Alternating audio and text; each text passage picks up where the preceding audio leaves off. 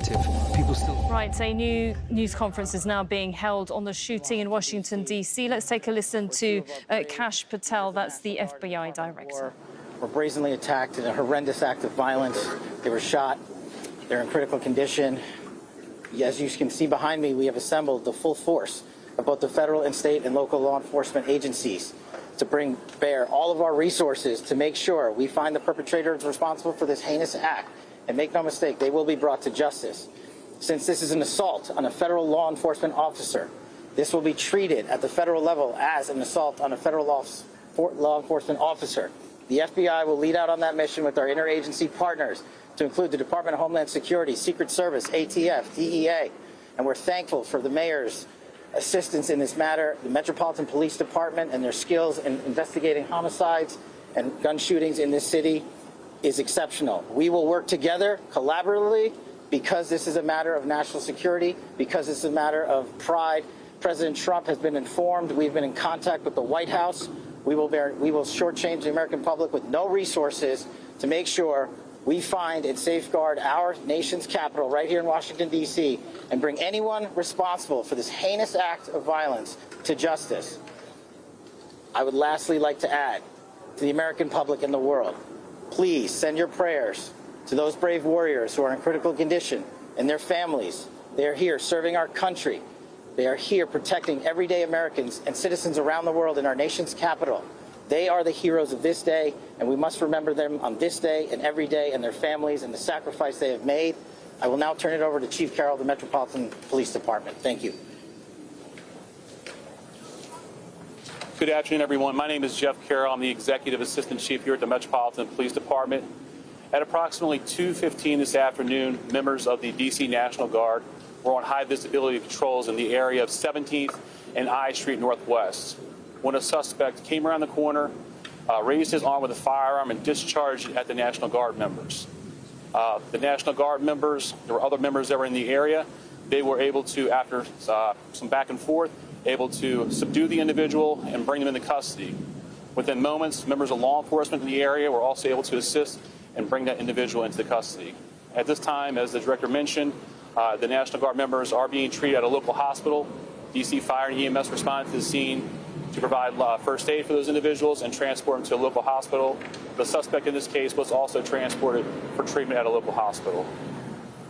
Madam Mayor. Thank you.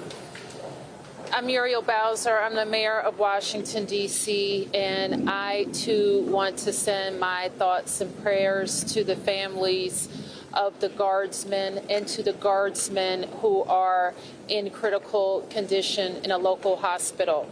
I am joined by members and leadership from the D.C. National Guard, from the West Virginia National Guard, United States Secret Service, Deputy Mayor Pia, Fire Chief Donnelly, and Metro's General Manager Randy Clark, and we join with the FBI Director in ensuring that MPD investigates, the U.S. Attorney prosecutes this case to the fullest extent of the law. I've had the opportunity to brief U.S. Attorney General Pam Bondi, who was speaking to the president when I called, as well as the United States Attorney Pirro, who assured me that this case will have her office's complete attention. Mayor, was there any other suspect? Chief. Sure. So no, at this time, there's no indication that there was any other suspect. The one suspect that was involved in this incident, they were shot during the interaction, and they were transported to the hospital for treatment. Mayor, does this validate the need for the National Guard here in D.C.? What we know, Andrea, is that this is a targeted shooting. One individual who appeared to target these guardsmen, that individual has been taken into custody. Mayor, can you tell us any more details on the condition of the two National Guardsmen and whether or not anyone else was injured? And a quick question follow-up for the FBI Director. You said that we'll make sure we find the perpetrators for this act. So just to clarify, the person believed to be responsible is in custody and there are no other suspects? Sure, so I can start out. Again, Chief Carroll from MPD. So both of the individuals, the guard members, they are in critical condition in a local hospital at this time being treated. At this point, we have no other suspects. We have reviewed video from the area.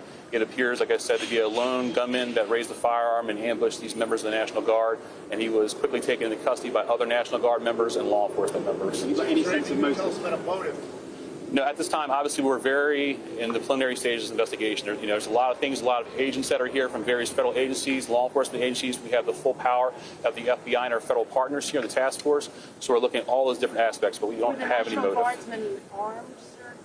The National Guardsmen that were shot, I'm told they were armed. Did they get off shot? At this time, that's part of the preliminary investigation. We know who shot the suspect. Chief. Sure. So how the suspect was apprehended, as I said, the suspect came around the corner. He immediately started firing a firearm at the two National Guard members. So at that time, there were other National Guard members that were in the area.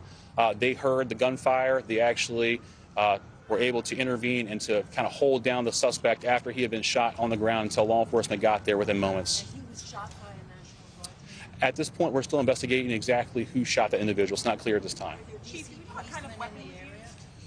We don't know what kind of weapon. There was D.C. police. It happened right in front of the Metro, although there is no indication that the perpetrator was on the Metro. So there's Metro Transit Police in the area, and obviously being on 17th Street by the White House, Uniform Division of Secret Service were in the immediate area as well. What kind of weapon the alleged perpetrator used? We do not know at this time. It's still under investigation. We're going to be able to take a couple more. Has been able to question the suspect, or is his condition so severe that you haven't been able to have a conversation? Sure. Again, so as I said, we're very preliminary in the investigation, so we're looking to all aspects of who the individual is, his connections. At this time, he's still in the hospital receiving treatment. And I would just like, hang on. I would just like to add, the reason that this suspect is in custody is because of the bravery of the men and women of the National Guard who responded due to their extensive training to secure American lives today. There was not any further injury and any further shootings. We should highlight the fact that the men and women of law enforcement, the interagency, the Department of War, and the National Guard executed their training with great precision today and prevented an even greater tragedy from befalling us. These National Guardsmen are heroes, and we must pray for their safety and their speedy recovery. And as the chief said, we are in the preliminary stages of this investigation. We will run down every single lead, every piece of evidence. This is the power of the U.S. government at its best at the state, local, and federal level. That is why this interagency group is standing behind us to assure America and the world that we will continue to keep D.C. safe. And thankfully, we have Metropolitan Police Department, the National Guardsmen, and federal agents, and the Department of Justice and an Attorney General willing to prosecute the mission to keep Americans safe. And President Trump has rightly stated that this heinous act will be investigated, and he has thanked the National Guard's men and women and the men and women of law enforcement. Thank you. Did the suspect say anything at the time? Why did the West Virginia governor say that? Right now, that was some of the different officials there in Washington, D.C., giving an update on that latest shooting, confirming that the two National Guardsmen are in critical condition, not dead. There was confusion about that. Kash Patel, the FBI director, also saying that the reason why there is a suspect in custody in the first place is because of the men and women of law enforcement that have been able to be at the scene and respond very quickly. Let's go live to Rosiland Jordan, who is there. Rosiland, I believe you were standing next to that press news conference. Can you perhaps bring us up to speed with more of what was said?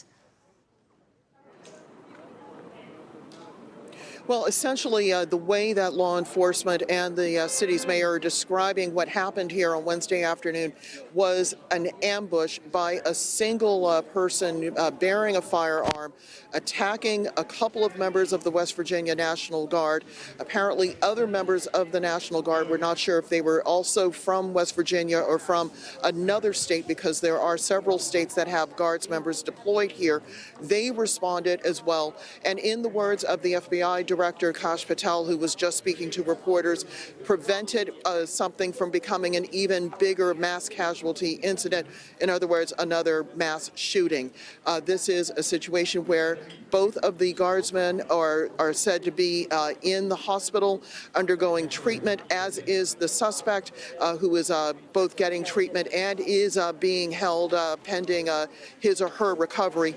No identification has been made of any of the three people involved involved in this incident, but they say that there's going to be what they call an interagency process to investigate this, not just the local police, not just the local U.S. Attorney's Office, but also the Attorney General's Office for the District of Columbia, as well as officials from the Department of Defense, or the Department of War, as it calls itself now, and other local law enforcement entities will be involved in this investigation. Okay, Rosalind, just very quickly, clearly talking about the fact that they will be working together in terms of the National Guard and all the different authorities.